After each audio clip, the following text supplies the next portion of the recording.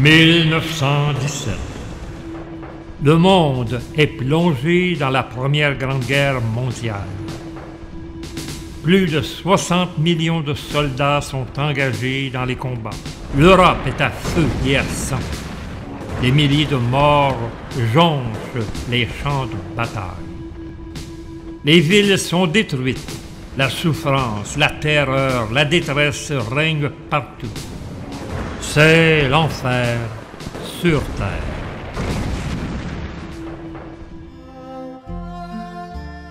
Pendant ce temps, dans un petit village isolé du Portugal, à la Cova da Iria, un événement pour le moins insolite se déroule sous les yeux de 3 petits bergers. Une dame, vêtue de blanc, plus resplendissante que le soleil, apparaît soudain au-dessus d'un chêne vert, chapelet à la main. Les petits bergers demeurent interloqués, plongés dans la lumière qui enveloppe la céleste apparition. À partir de cet instant, les 3 petits-enfants ne seront plus jamais les mêmes. Leur vie venait de basculer, et avec elle, le visage du monde entier. Bonjour, Monsieur Raymond. Bonjour. Lors de notre dernier entretien, on a visionné la première partie du diaporama « La femme et le dragon », mais les apparitions de Fatima ne s'arrêtent pas là. Au contraire, elle continue maintenant avec quelque chose de merveilleux parce que c'est une réponse de la Sainte Vierge à Lucie qui lui avait demandé qu'il puisse y avoir un miracle pour que les gens puissent croire dans l'authenticité des apparitions. Et le 13 octobre étant la date qui avait été donnée par Marie, on est rendu justement à cette journée et on débute le diaporama en montrant la foule énorme de personnes qui s'étaient rendues à Fatima et qui étaient là depuis des heures et des heures et des heures. Mais allons pas trop loin, on ferme les lumières, on ouvre le projecteur et on regarde la deuxième partie de La femme et le dragon.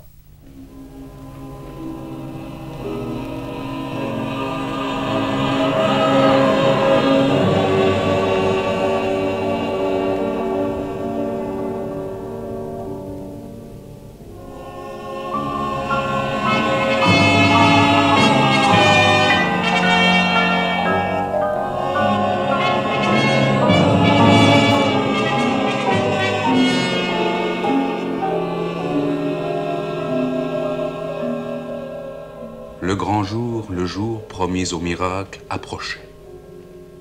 Et déjà, venus de tous les coins du Portugal, pèlerins et curieux en route depuis la veille, voire depuis plusieurs jours, encombrent à présent les chemins qui mènent à Fatima.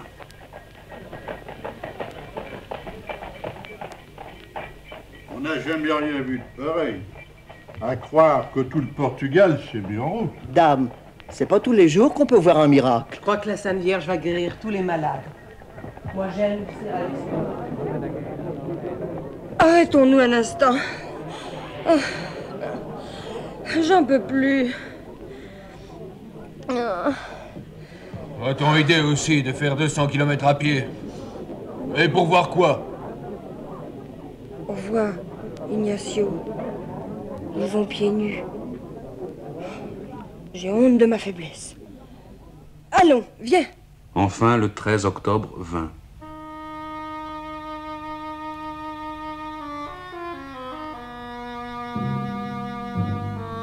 Il pleuvait.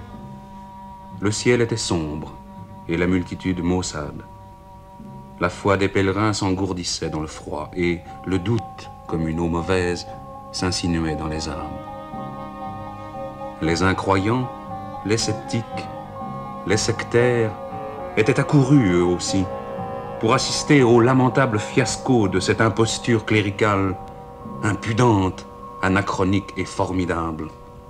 Vous ne croyez pas, vous, qu'il va y avoir un miracle? Il n'y aura pas plus de miracle qu'il n'y a de bon Dieu ni de Sainte Vierge. Saint-Antoine, priez pour nous. Mais qu'est-ce que vous venez faire ici? Voir la tête que vous allez faire, vous, ce soir. J'arrive de là-bas. Un gendarme affirme que 50 000 personnes sont déjà tassées dans la cova d'Airia. Et il n'est que 9 heures avant midi. Moi, je n'ai pas dormi. Toute la nuit, des charrettes ont passé. Et ce matin, il arrive des autos avec des messieurs de la ville. Oh, cette journée, Seigneur, comment finira-t-elle? Et s'il n'y avait rien? S'il n'y avait rien? Mais maman, il n'y aura pas rien, puisque la dame a promis un miracle. Un miracle par un temps pareil.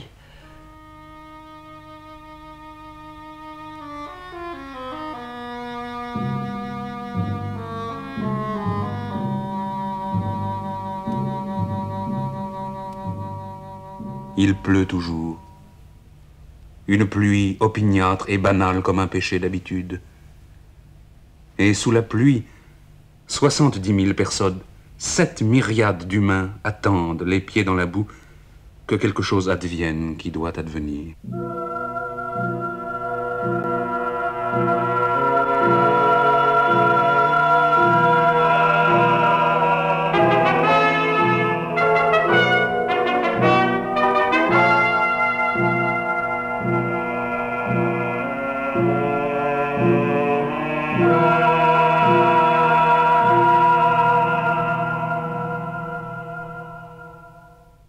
Voilés de blanc et couronnés de fleurs, les enfants sont à présent au pied du chêne vert. C'est alors que midi, ayant en silence sonné dans les profondeurs du ciel, le ciel soudain se découvrit.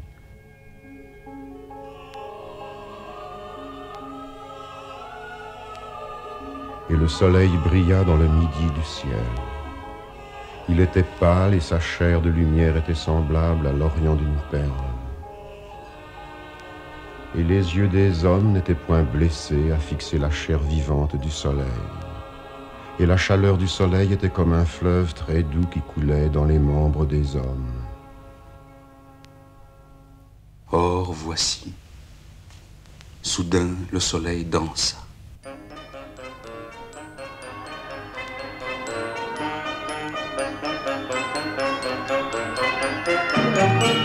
Depuis le temps qu'ils attendaient, 7 myriades d'humains, que quelque chose advienne qui devait advenir, et qui attendaient dévotement et qui attendaient d'aucun férocement qu'il n'advienne rien, et qui tous, tout d'un coup, ne sentent plus leurs pieds dans la boue froide et ne voient pas même que la pluie ne tombe plus, parce que le soleil a surgi dans le midi du ciel, étrange et vivant, et qu'il tourne, et qu'il danse à présent pour ceux qui attendaient et pour ceux qui n'attendaient rien. Et durant qu'il danse, la terre s'irise, et les arbres, et les rochers, et les hommes sont éclairés tour à tour de violet, d'orange, de vert ou de jaune.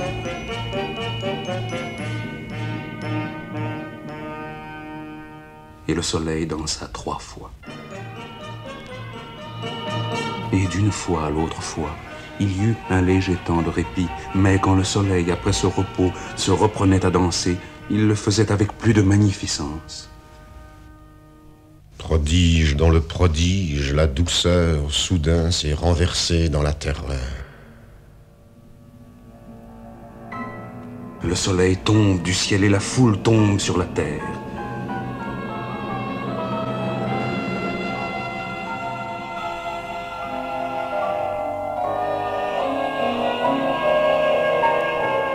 La chaleur monte intensément quand tombe vertigineusement le soleil. Et le soleil dansant au doux visage de miséricorde est devenu, là, tout d'un coup, comme la face terrible de Dieu et comme la clarté impitoyable de sa justice.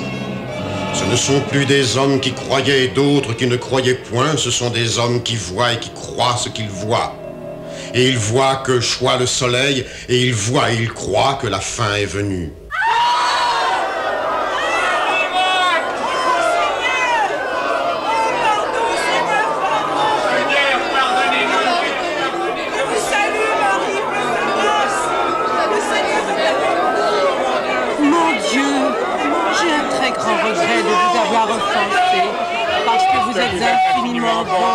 Infiniment aimable, et que le péché vous déplaît. Je prends la ferme résolution Or, le soleil s'arrêta. Puis, il remonta sinueusement et s'immobilisa au cœur de l'équilibre des cieux. Et les hommes se relevèrent. Et les vêtements des hommes étaient secs et propres, comme s'il n'y avait pas eu de pluie ni de boue. Alors le soleil physique brilla très clair dans le ciel limpide.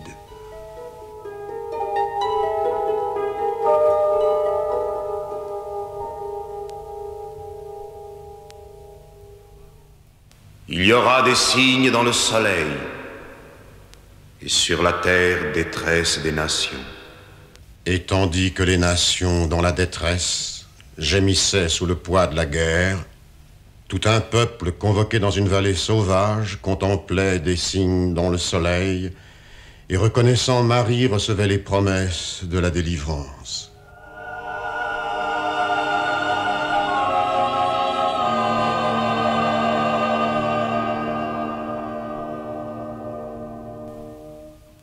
Fatima est un scandale. Ce mot dans votre bouche me fait frémir. Entendez-moi bien.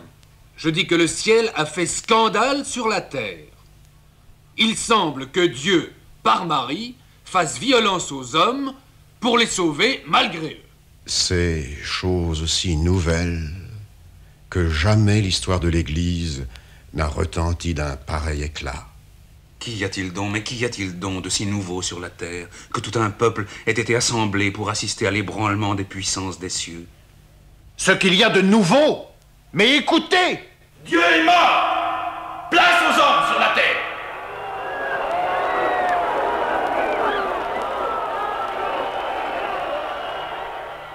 Octobre 1917.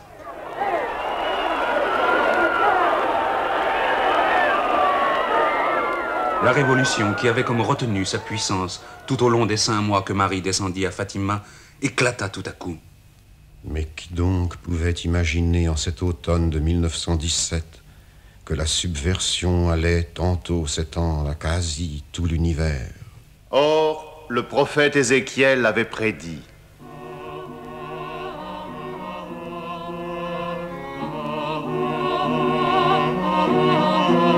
Dans ces jours-là, tu quitteras ta résidence à l'extrême nord, toi et les peuples nombreux qui sont avec toi.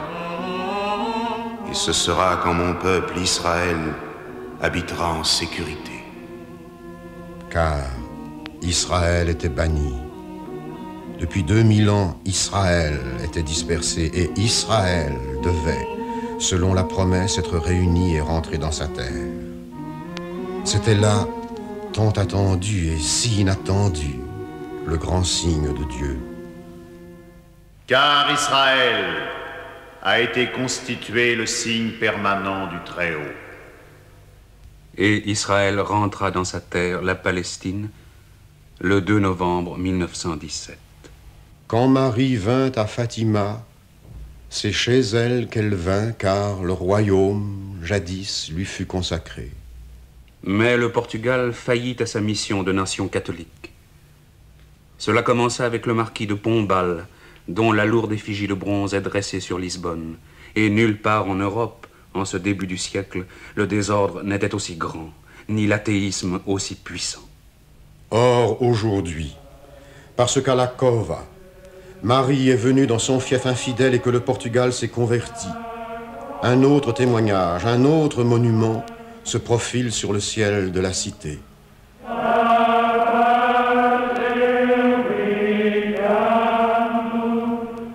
Et c'est le Christ et c'est le roi. Et c'est le Christ roi crucifié sur l'azur de l'horizon.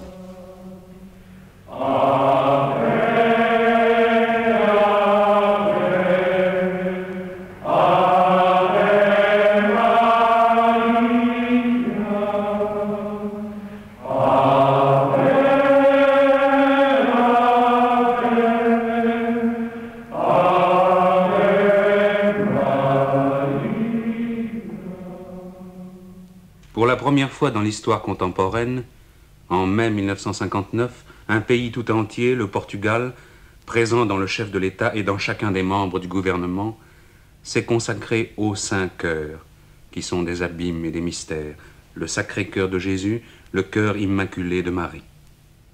Tout commença à Fatima. Le peuple envahit l'esplanade où naguère paissaient les chèvres dans les ronces et chantaient les bouvreuils dans les oliviers. Cardinaux, patriarches, évêques, la foule de tous les prêtres, la masse de tous les fidèles sont venus remercier Marie d'avoir préservé le Portugal tout au long de l'horrible tourmente qui, durant plus de 40 ans, ravagea l'Europe et branla l'Afrique et réveilla l'Asie.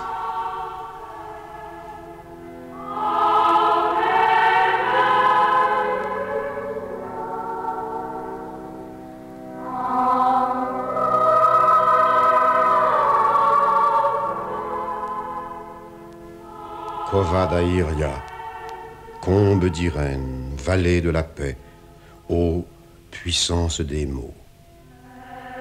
Parce que la colombe de la paix descendit dans la vallée de la paix, le Portugal qui reçut Marie et se convertit reçut aussi la paix. Et c'est là un gage pour les nations quand elles viendront personnellement, expressément, officiellement et amoureusement se consacrer à l'amour. Aux ferveurs d'un peuple reconnaissant. De mai à octobre, le 13 de chaque mois, les Portugais reviennent à Fatima pour honorer celle qui les sauva. Et ce sont des foules, et ce sont des multitudes.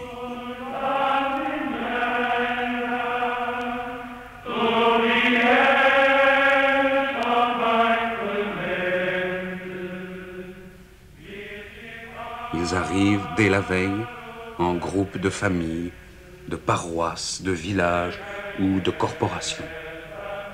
Traversant l'esplanade, vaste comme une grève, dans le jour qui tombe et qui fait toute rose la basilique toute blanche, ils vont saluer Marie dans son primitif et minuscule sanctuaire de la Capellina.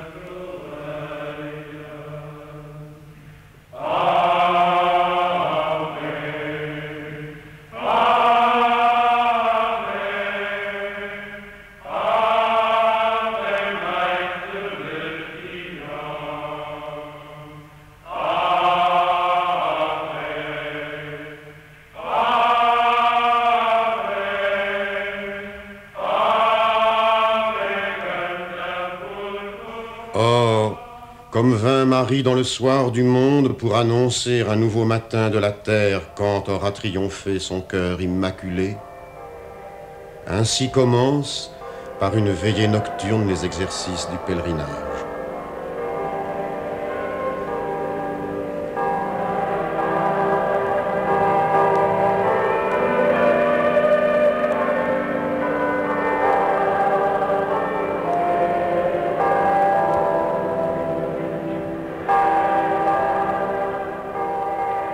Quand les derniers flambeaux s'éteindront avec les chants, cette lourde masse humaine va s'endormir sur place, sans cérémonie, dans le sanctuaire et sur le parvis, comme on s'installe dans la maison de sa mère au terme d'une fête qui rassemble tous les membres d'une famille.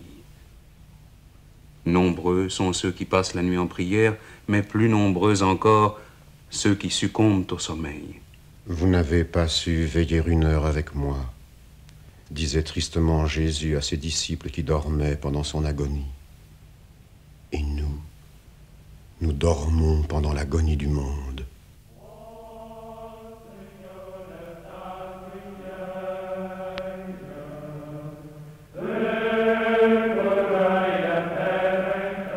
Mais Marie, notre mère, qui connaît, comme connaît toute mère, nos faiblesses et nos lassitudes, soutient le combat, notre combat, contre la puissance des ténèbres, jusqu'à l'heure de l'aube qui nous arrachera au sommeil, comme des pèlerins engourdis par le froid de la nuit, se lèvent et qui tous, dans le jour qui naît, avec le nouveau soleil qui monte, reçoivent en communion celui qui est la résurrection et la vie.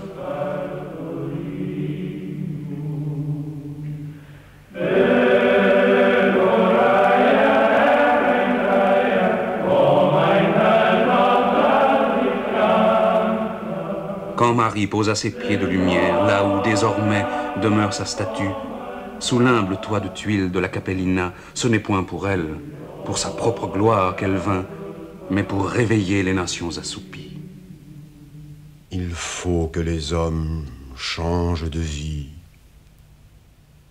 Oh, comme la voix de Marie était suppliante et triste quand elle prononça ces paroles. Puis elle fit un geste, et le soleil dansa.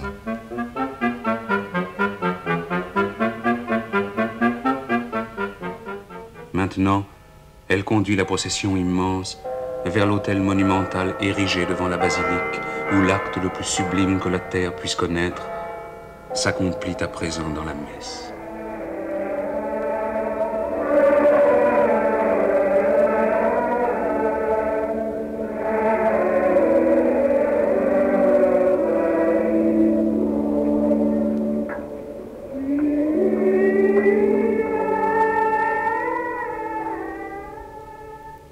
Quand la messe sera dite, quand l'évêque, descendant les degrés du podium, sur chaque malade aura incliné l'ostensoir, Marie, sur son trône de fleurs, quittant la basilique, ira de nouveau, saluée par les myriades d'ailes blanches des mouchoirs agités, reposer dans la très pauvre chapelle, où elle demeurera 1 mois, dans le grand silence désert d'une esplanade conçue à la dimension des nations.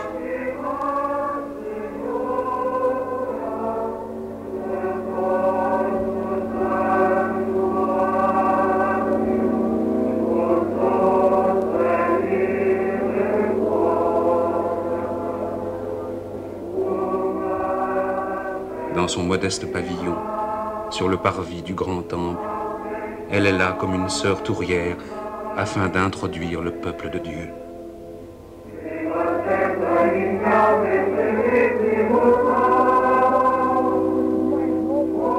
Car en vérité, celle que le Cantique des Cantiques décrit, vêtue comme l'aurore, est venue à l'heure nocturne dans la détresse des hommes pour ouvrir les portes du royaume.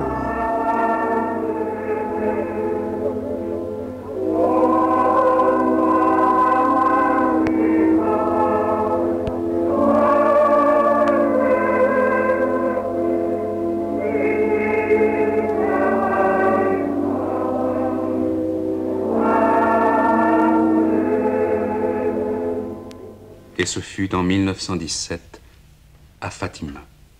Fatima, ô mystère des noms. Il y a en chrétienté un nom qui n'est pas chrétien. C'est celui d'un village. Et ce village a nom Fatima, qui est le nom de la fille du prophète de l'islam.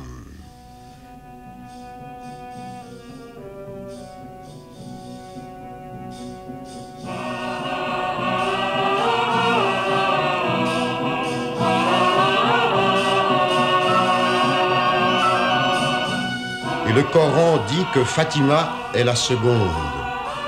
Mais Myriam, c'est-à-dire Marie, est la première, parce qu'elle est celle qu'Allah a choisie et qu'il a purifiée, qu'il a élue entre toutes les femmes.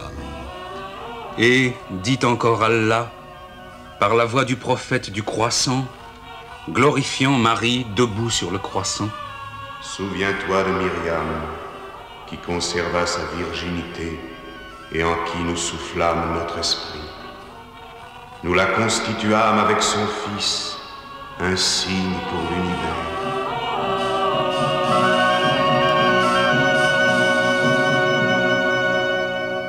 Et c'est de ce village de chrétienté au nom d'islam que Marie décide de partir pour courir l'univers.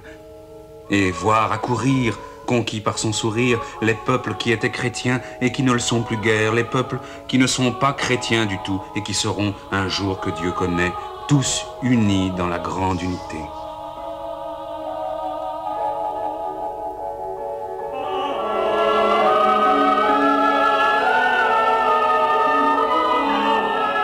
Une grande unité vers quoi toute la terre soupire et en vue de laquelle présentement tout conspire.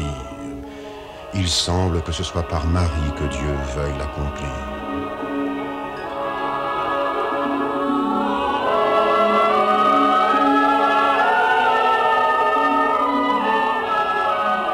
Un mystère ineffable est en œuvre. C'est le mystère de l'unité des hommes dans la lumière de Dieu. et c'est par la femme vêtue de soleil qu'il s'accomplit.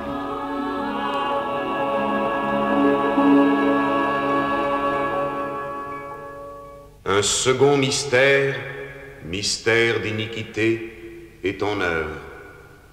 C'est le mystère de l'uniformité dans la nuit du matérialisme sans Dieu. Et c'est par le dragon qu'il s'accomplit.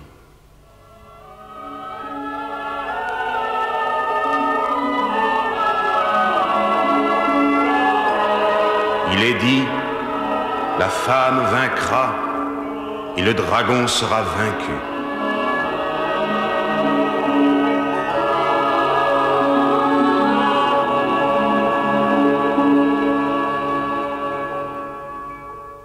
Elle a dit, et ce fut à Fatima qu'elle le dit, à la fin, mon cœur immaculé triomphera. Pour l'or, elle vogue, elle roule, elle vole, marie par toute la terre, et tous les peuples, unis dans une commune vénération de la Très Sainte, préfigurent une ultime et commune adoration du Très-Haut.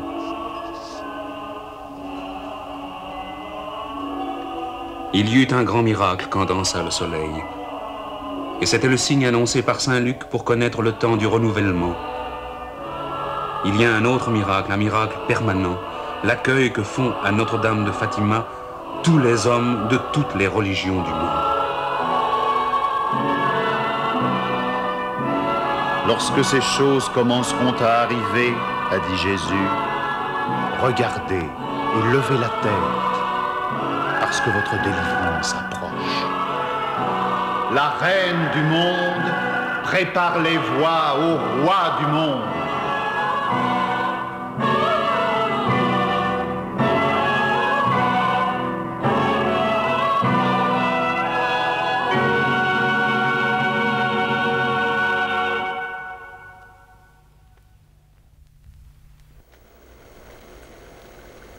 On comprendra que le diaporama que nous venons de visionner, c'est un bref tour d'horizon de tout ce qui s'est passé à Fatima. Puis en même temps, ça suscite beaucoup d'interrogations, des choses qu'on aimerait qu'ils soient davantage expliquées. Est-ce qu'on va avoir l'occasion d'aborder ces sujets-là? Oui, parce que ce qui a été dit dans le diaporama, c'est une amorce. Donc, une amorce qui va nous emmener à, justement, donner de plus amples explications sur différents sujets qui ont été abordés dans chacune des apparitions. Et au-delà des apparitions de Fatima, comme par exemple dans le vécu de Sœur Lucie, parce que Lucie est devenue, comme on le sait, religieuse plusieurs années. Et elle a eu une mission spéciale. Elle a eu une mission spéciale et c'est très important qu'on parle de cette mission, de ce qui lui a été demandé. Par exemple, on va parler des premiers samedis du mois. On va parler du scapulaire. On va parler de la consécration de la Russie. Est-ce qu'elle a été faite ou elle n'a pas été faite? On verra dans les entretiens qu'on aura ce qui est arrivé à cette consécration. La même chose pour le secret, le troisième secret. Est-ce qu'il a été réellement révélé ou bien non s'il a été caché? Et des questions comme très terre à terre, comment étaient les enfants avant et après les apparitions, leur famille, comment ça se passait? On va pouvoir en savoir un peu? Permettez-moi de vous dire que ce ne sont pas des questions terre à terre, parce que ce sont des questions qui justement touchent la vie, je pourrais dire, une vie sainte des enfants. Parce que quand on regarde le vécu des enfants après les apparitions de la Vierge, on se rend compte qu'ils ont été complètement changés. Mais ça vaut la peine de s'y attarder en profondeur et en détail parce que ça pourrait éventuellement devenir, en quelque sorte, un exemple pour nos jeunes d'aujourd'hui. C'est toutes des choses qu'on va voir dans les prochains entretiens. Si Dieu me prête vie.